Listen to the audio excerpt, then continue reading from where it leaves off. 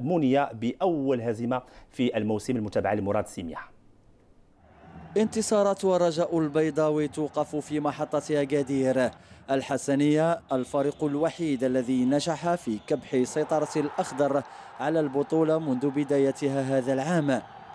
نية الفريق السوسي اتضحت معالمها منذ البداية من خلال هذه المحاولة وأخرى لياسين البساطي، والفريق الأخضر يرد هنا بالمثل.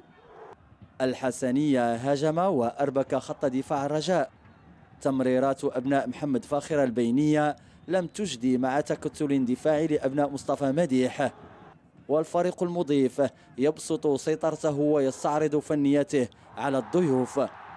استمر ضغط حسنية أكادير إلى أن أعلن حكم المباراة هنا عن ضربة جزاء نفذها بنجاح خالد البهيج. النسور الخضر نزلوا بثقلهم في النصف الثاني.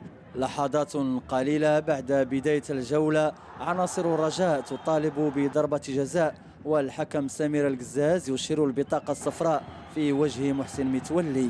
النسور بحثوا بشتى السبل لتعديل الكفة لكن دون طائل، والضغط الأخضر يتواصل والعارضة تقف صدا منيعا أمام